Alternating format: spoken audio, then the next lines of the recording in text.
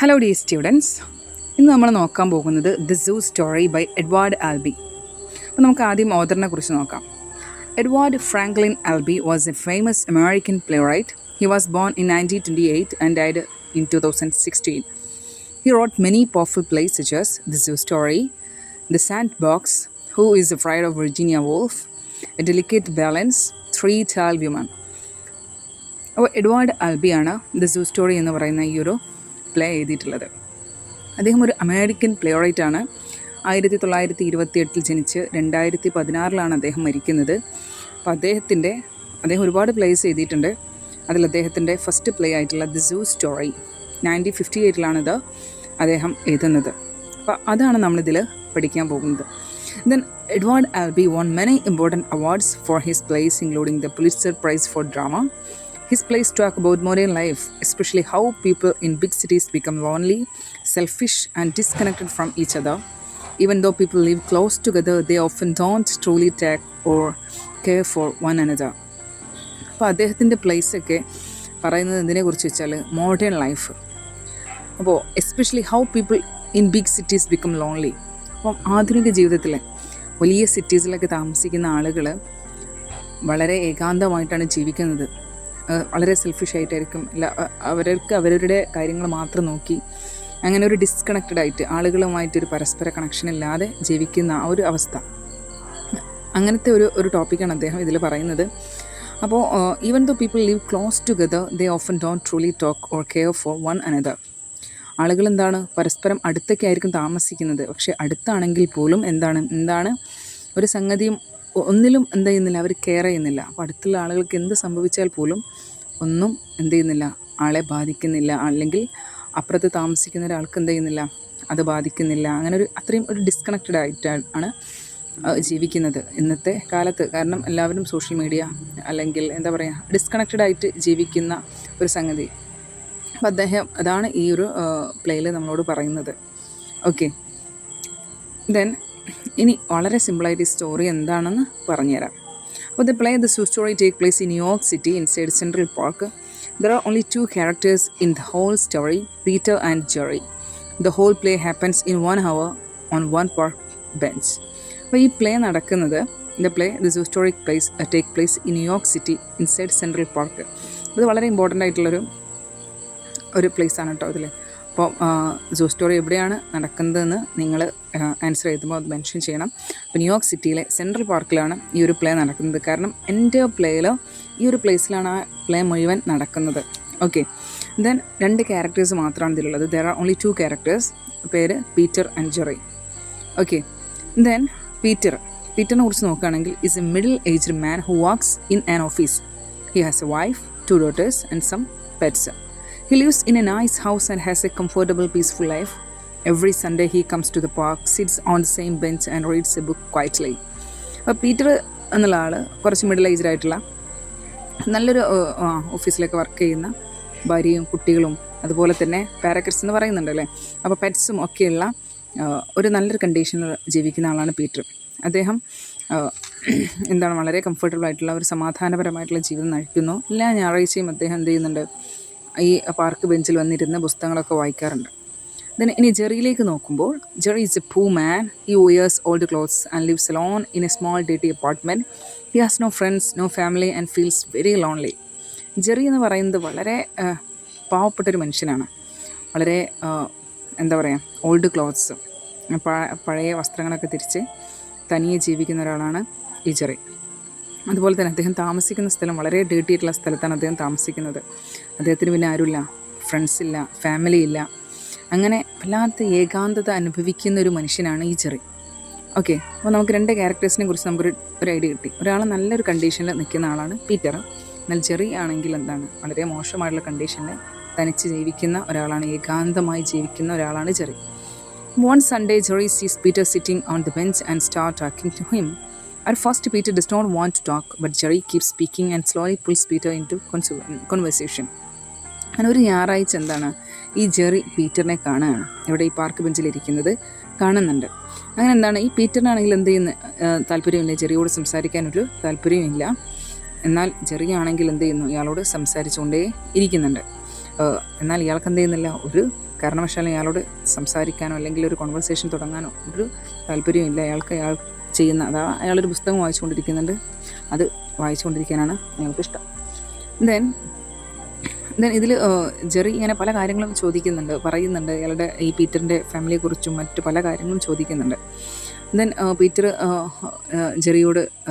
Jerry പീറ്ററിനോട് പറയുന്നുണ്ട് ഒരു ഡോഗിൻ്റെ story അതിൽ പറയുന്നുണ്ട്. So that is very important. Okay, അപ്പോൾ എന്താണ് ആ സ്റ്റോറി എന്ന് വെച്ചിട്ടുണ്ടെങ്കിൽ, Jerry tells Peter about his land ladies dog.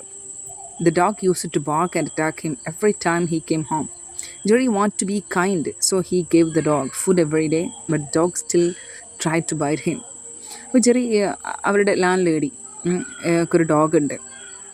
അപ്പോൾ ആ ഡോഗ് എന്ത് ചെയ്യുന്നുണ്ട്, എല്ലാ ദിവസവും ഇങ്ങനെ ഈ ജെറിയെ കാണുമ്പോൾ എന്ത് ചെയ്യും, ഇങ്ങനെ ബാർക്ക് ചെയ്തുകൊണ്ടിരിക്കും, കുരച്ചുകൊണ്ടേയിരിക്കും. അങ്ങനെ എന്താണ്, ജെറിക്ക് ഈ ഡോഗിനോട് കുറച്ച് കൈൻഡൊക്കെ ആവണം. അങ്ങനെ എന്താണ്, ജെറി അതിന് ഫുഡൊക്കെ കൊടുക്കുന്നുണ്ട്, എല്ലാ ദിവസവും ഫുഡൊക്കെ കൊടുക്കുന്നുണ്ട്. പക്ഷേ ഈ ഡോഗിന് ഒരു കാരണവശാലും ജെറിയോട് അടുക്കാൻ ഒരു താല്പര്യം ഉണ്ടായിരുന്നില്ല. അങ്ങനെ ജെറിയെ കടിക്കാറുമുണ്ട്. ഒരു ദിവസം ജെറിക്ക് വല്ലാത്ത ദേഷ്യം വരികയാണ്. One day Jerry became angry and gave the dog a poisoned hamburger. The dog almost died but later survived. After that, the dog and Jerry stopped fighting. They just ignored each other. അങ്ങനെ ഒരു ദിവസം എന്താണെന്ന് ഈ ജെറിയെ കാണുമ്പോൾ കുരക്കുകയും കടിക്കുകയും ചെയ്യുന്ന ഈ ഡോഗിനെ ഭയങ്കര ശല്യമായിട്ട് ജെറിക്ക് തോന്നുകയാണ്. ഈവൻ ഫുഡ് കൊടുത്തിട്ട് പോലും എന്ത് ചെയ്യുന്നില്ല, ജെറിയോട് ഒരു കണക്ഷൻ ഉണ്ടാക്കിയെടുക്കാൻ ഈ ഡോഗിന് താല്പര്യം ഉണ്ടായിരുന്നില്ല. അങ്ങനൊരു ദിവസം എന്താണ്, ജെറി ബർഗറിൽ കുറച്ച് പോയിസൺ ചേർത്ത് കൊടുത്തിട്ട് ഈ ഡോഗിന് കൊടുക്കുന്നുണ്ട്. പക്ഷേ ഈ ഡോഗ് മരിക്കാൻ വേണ്ടിയിട്ട്. പക്ഷെ എന്ത് ചെയ്യുന്നില്ല, ഡോഗ് മരിക്കുന്നൊന്നുമില്ല, പക്ഷെ സർവൈവ് ചെയ്യുന്നുണ്ട്. അപ്പോൾ അതിനുശേഷം ഈ ഡോഗ് എന്ത് ചെയ്യുന്നുണ്ട്, ജെറിയെ മൈൻഡ് ചെയ്യാതെ നിൽക്കുന്നുണ്ട്. അതുപോലെ തന്നെ ജെറി അങ്ങോട്ടും. അങ്ങനെ രണ്ടുപേരും ഇഗ്നോർ ചെയ്യുന്നുണ്ട്. So Jerry says this experience taught him that it is very hard to make friends or connect with anyone, even with an animal. അദ്ദേഹം മനസ്സിലാക്കുകയാണ്, അഥവാ ഒരു ഫ്രണ്ട് അല്ലെങ്കിൽ ഒരു കണക്ഷൻ ഉണ്ടാക്കിയെടുക്കാൻ അതൊരു ആനിമലിനോടായാൽ പോലും വളരെ ബുദ്ധിമുട്ടുള്ളൊരു കാര്യമാണ് എന്ന് അദ്ദേഹം പറയുന്നുണ്ട്, അല്ലേ. അപ്പോൾ ആ ഒരു ഡോഗിന് ഫുഡ് കൊടുത്തിട്ട് പോലും എന്ത് ചെയ്യുന്നില്ല, ആ ഡോഗ് ഒരു കണക്ഷന് ഉണ്ടാക്കാൻ തയ്യാറാവുന്നില്ല. സോ അവസാനം ഈ ഒരു സ്റ്റോറിയിൽ ഭയങ്കര ആർഗ്യുമെൻറ്റ്, കാരണം ഇത് ഹോൾ സ്റ്റോറിയും ഇവർ തമ്മിലുള്ള കോൺവെർസേഷനാണ് കേട്ടോ. ദെൻ ഭയങ്കര ആർഗ്യുമെൻറ്റിലേക്ക് എത്തുന്നുണ്ട്. As the talk continues, Jerry asks Peter many personal questions about his family, job and life. Peter feels uncomfortable and wants to go, but Jerry doesn't let him. Then Jerry suddenly tries to take Peter's bench. Peter says, "This is my bench." Jerry laughs and says, "How can you own a bench in a public park?" അങ്ങനെ എന്താണ്, ഇവർ തമ്മിൽ അവസാനം എന്ത് ചെയ്യുന്നു, ഭയങ്കരമായിട്ടുള്ളൊരു ആർഗ്യുമെൻറ്റിലേക്ക് വരുന്നുണ്ട്. അങ്ങനെ ഇവരിങ്ങനെ ഒരുപാട് കാര്യങ്ങൾ സംസാരിക്കുന്നുണ്ട്. അങ്ങനെ അവസാനം എന്ത് ചെയ്യുന്നുണ്ട്, ഈ ജെറി ഒരുപാട് പേഴ്സണൽ ക്വസ്റ്റ്യനൊക്കെ ചോദിച്ച് പീറ്ററിനെ വല്ലാതെ ബുദ്ധിമുട്ടാക്കുന്നുണ്ട്. ഫാമിലിയെക്കുറിച്ചും ജോബിനെക്കുറിച്ചും ലൈഫിനെക്കുറിച്ചൊക്കെ ചോദിക്കുന്നുണ്ട്. അങ്ങനെ പീറ്ററിന് വല്ലാത്തൊരു അൺകംഫർട്ടബിൾ ഫേസ് ചെയ്യാണ്. സോ അദ്ദേഹം ഫീൽ ചെയ്യാണ്, അദ്ദേഹത്തിന് എന്ത് ചെയ്യുന്നില്ല, ജെറിയോട് സംസാരിക്കാൻ തീരെ താല്പര്യമില്ല, വീട്ടിലേക്ക് തിരിച്ചു പോകാനാണ് അദ്ദേഹത്തിന് താല്പര്യം. ദെൻ പിന്നീട് എന്ത് ചെയ്യുന്നു, ജെറി പെട്ടെന്ന് എന്ത് ചെയ്യുന്നു, പീറ്ററിൻ്റെ ബെഞ്ചിലേക്ക് ഇരിക്കാൻ വേണ്ടി ശ്രമിക്കുന്നുണ്ട്. അപ്പോൾ പീറ്റർ പറയുന്നുണ്ട് ഇതെൻ്റെ ബെഞ്ചാണെന്ന്. ജെറി ചിരിച്ചുകൊണ്ട് പറയുന്നുണ്ട്, നിങ്ങൾക്ക് എങ്ങനെ ഒരു പബ്ലിക് പാർക്കിൽ ഇതെൻ്റെ ബെഞ്ചാണെന്ന് പറയാൻ നിങ്ങൾക്ക് എങ്ങനെ സാധിക്കും, നിങ്ങൾക്ക് എങ്ങനെ സ്വന്തമാക്കാൻ പറ്റുമെന്ന് ജെറി ചോദിക്കുന്നുണ്ട്. അങ്ങനെ അവർ ഭയങ്കരമായിട്ടുള്ള ആർഗ്യുമെൻറ്റിലേക്ക് വരുന്നു. ദേ start arguing. Jerry then throws a knife near Peter's feet. Peter is scared and picks it up to protect himself. അങ്ങനെ അവസാനം ജെറി എന്ത് ചെയ്യുന്നുണ്ട്, ആ ഒരു പീറ്ററിൻ്റെ നേരെ ഒരു കത്തി എടുത്തെറിയുന്നുണ്ട്. പീറ്റർ വല്ലാതെ പേടിച്ചിട്ട് അത് കയ്യിലേക്ക് പിടിക്കുന്നുണ്ട്, അദ്ദേഹത്തിനെ പ്രൊട്ടക്റ്റ് ചെയ്യാൻ വേണ്ടിയിട്ട്. Suddenly Jerry runs into the knife and dies. Before die he says thank you and tells Peter to leave so no one will blame him. പിന്നീട് എന്താണ്, അപ്പോൾ ജെറി പെട്ടെന്ന് എന്ത് ചെയ്തിട്ടുണ്ട്, ആ കത്തിയുടെ അടുത്തേക്ക് ഓടിയിട്ട് run into the knife and dies, ആ കത്തിയുടെ അടുത്തേക്ക് ഓടിയിട്ട് എന്ത് ചെയ്യുന്നുണ്ട്, സ്വയം കുത്തി മരിക്കുന്നുണ്ട്. എന്നിട്ട് ജെറി ഈ പീറ്ററിനോട് പറയുന്നുണ്ട് thank you and tells Peter to leave so no one will blame him. എന്നിട്ട് പീറ്ററിനോട് പറയുന്നുണ്ട് ഓടി പൊയ്ക്കോളാൻ, ആരും നിങ്ങളെ കുറ്റം പറയില്ല, അല്ലെങ്കിൽ ആരും നിങ്ങളെ എന്ത് ചെയ്യുന്നില്ല, പണിഷ് ചെയ്യുന്നില്ല ഞാൻ മരിച്ചതിൻ്റെ പേരിൽ എന്ന് പറയുന്നുണ്ട്. അങ്ങനെ ജെറി ചിരിച്ചുകൊണ്ട് അങ്ങനെ മരിക്കുന്നുണ്ട്.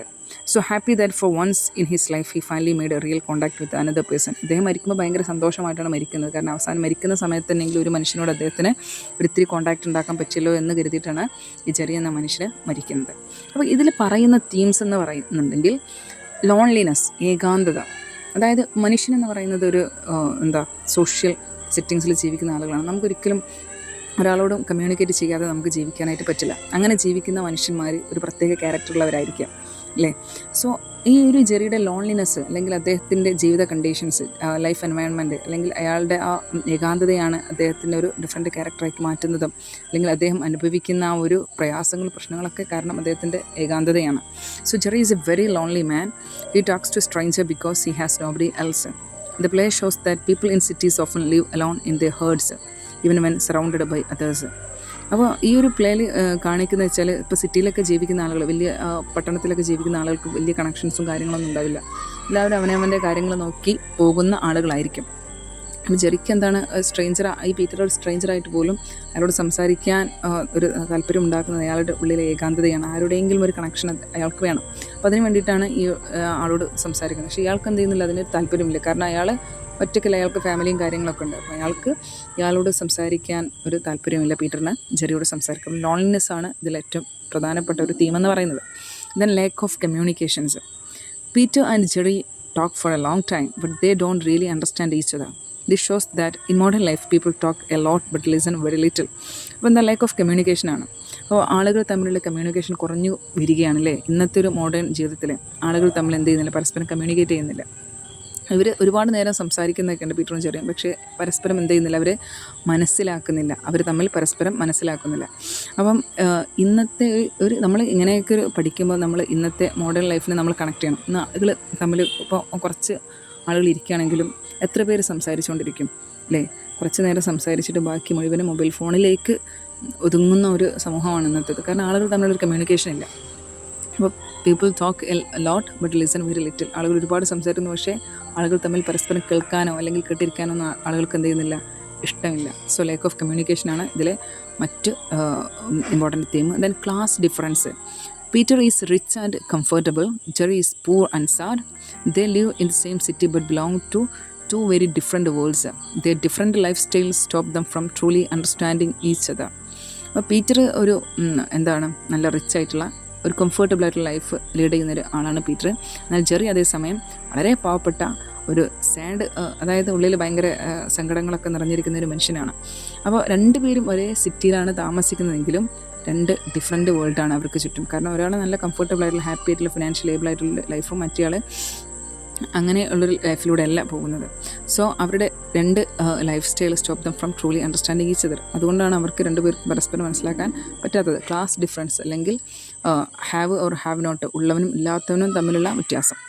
ദെൻ സിറ്റി ലൈഫ് അഥവാ urbanisation. In big cities, people become busy, cold and selfish. They forgot about love, friendship and care. Everyone lives in their own small world like animals in cages.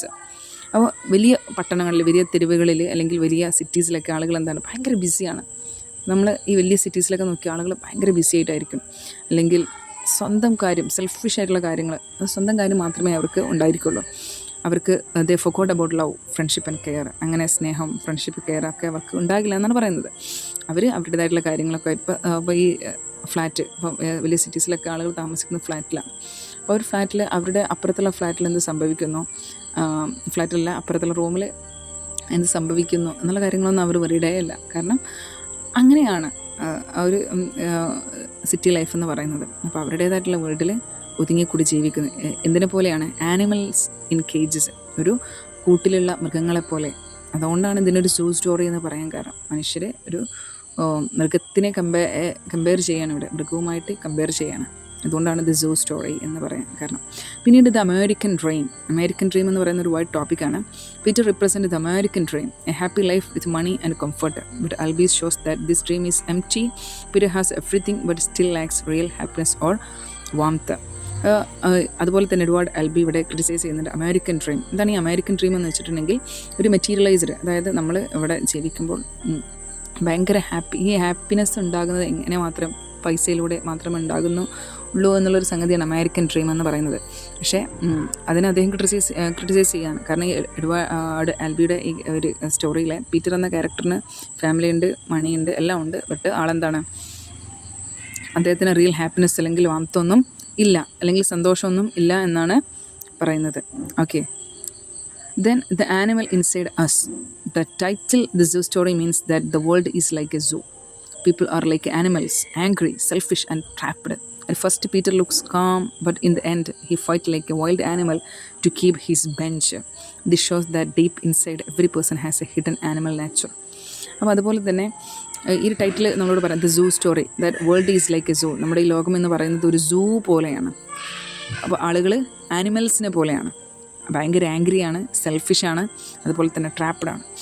ആദ്യം നമുക്ക് പീറ്ററിനെ കാണുമ്പോൾ ഭയങ്കര കാമായിട്ടുള്ള ഒരാളാണ്. പക്ഷേ അവസാനത്തിലേക്ക് വരുമ്പോൾ എന്താണ്, ഒരു വൈൽഡ് ആനിമലിൻ്റെ പോലെ അയാളുടെ സീറ്റ് പിടിക്കാൻ വേണ്ടിയിട്ട് അയാൾ എന്ത് ചെയ്യുന്നുണ്ട്, ഈ ജെറിയോട് അയാൾ ഫൈറ്റ് ചെയ്യുന്നുണ്ട്. അപ്പോൾ അദ്ദേഹത്തിൻ്റെ ഉള്ളിലുള്ള ഒരു മൃഗത്തെയാണ് അവിടെ കാണിക്കുന്നത്. This shows that deep inside every person has A hidden animal nature. എല്ലാ മനുഷ്യരുടെ ഉള്ളിലും ഒരു മൃഗം ഒളിഞ്ഞ് കിടപ്പുണ്ട്. ഓക്കെ, സോ ഇതാണ് ഈ സൂ സ്റ്റോറി എന്ന് പറയുന്നത്. കാരണം എലിനേഷൻ അല്ലെങ്കിൽ ലോൺലിനെസ്, കമ്മ്യൂണിക്കേഷൻ്റെ അഭാവം, ഇതിനൊക്കെയാണ് ഇതിലെ ഇമ്പോർട്ടൻ്റ് തീം എന്ന് പറയുന്നത്. Then Zoo Story is a short but powerful play about two strangers who meet in a park and how their talk changes their lives forever. It shows that people today are becoming lonely and disconnected because of money, pride and selfishness. Jerry's death is a sad reminder that every human being needs love, care and understanding. The world is full of people, yet very few truly connected. That is what makes life like a zoo, where everyone lives in their own small cage. അപ്പോൾ ഈ ഒരു സൂ story എന്ന് പറയുന്ന ചെറിയ പക്ഷേ ഒരു വലിയ ആശയമുള്ള, powerful ആയിട്ടുള്ള ആശയമുള്ള ഒരു പ്ലേ ആണ് സൂ സ്റ്റോറി. രണ്ട് സ്ട്രേഞ്ചേഴ്സ് ആണ് ഇതിലെ ക്യാരക്ടേഴ്സ്, ജെറിയും പീറ്ററും. അവരൊരു പാർക്കിൽ വെച്ച് കണ്ടുമുട്ടുന്നു. ദെൻ അവരുടെ ഒരുപാട് കാര്യങ്ങൾ അവർ സംസാരിക്കുന്നുണ്ട്. ദെൻ ഇന്നത്തെ കാലഘട്ടത്തിലുള്ള ആളുകളെന്ന് പറഞ്ഞാൽ ഭയങ്കര ലോൺലിയാണ്, ഡിസ്കണക്റ്റഡ് ആണ്. കാരണം എന്താണ്, അവരുടെ പൈസയും പ്രൈഡും സെൽഫിഷ്നെസ്സും കാരണമാണ്. കാരണം ഒരുപാട് പൈസ ഉണ്ടായി കഴിയുമ്പോൾ മറ്റുള്ളവരെ കാണാൻ കണ്ടുകൂടാത്ത ആളുകളുണ്ടായിരിക്കും. ഭയങ്കരമായിട്ടുള്ള അവരുടെ ആ ഒരു ലെവലിൽ നിൽക്കുന്ന ആളുകളോട് സംസാരിക്കുള്ളൂ, അതിൻ്റെ താഴെയുള്ള ആളുകളോട് സംസാരിക്കില്ല, അങ്ങനെയൊക്കെ ചിന്തിക്കുന്ന ആളുകളുണ്ട്. സോ പിന്നീട് നമുക്ക് ഈ ജെറി എന്ന് പറയുന്ന ഒരു ക്യാരക്ടർ ഒരു സാഡ് റിമൈൻഡറാണ്. കാരണം അദ്ദേഹം മരിക്കുന്നത് അദ്ദേഹത്തിന് ഒരു ഹ്യൂമൻ ബീയിങ്സിനോട് സംസാരിക്കാനുള്ള, അല്ലെങ്കിൽ അദ്ദേഹത്തിന് ഒരുപാട് ലവ്, കെയർ ഇതൊക്കെ കിട്ടാൻ അദ്ദേഹത്തിന് ആഗ്രഹമുണ്ട്. പക്ഷേ ആരും അദ്ദേഹത്തിന് കെയർ ചെയ്യുന്നില്ല, അല്ലെങ്കിൽ ലവ് ഇല്ലേ, അങ്ങനെയുള്ള ഒരുപാട് ആളുകൾക്ക് നമുക്ക് ചുറ്റും കാണാനായിട്ട് പറ്റും. ഇങ്ങനെ ചെറുപ്പത്തിൽ തന്നെ പാരൻസൊക്കെ മരിച്ചു പോയിട്ടുള്ള ആളുകൾ, അല്ലെങ്കിൽ ആരുമില്ലാതെ പലരാൽ എന്ത് ചെയ്യുന്നുണ്ട്, അവഗണിക്കപ്പെട്ട, ഇഗ്നോർ ചെയ്ത ഒരുപാട് ആളുകൾ. അവരുടെ ഉള്ളിൽ ഒരുപാട് സങ്കടങ്ങളുണ്ടാകും.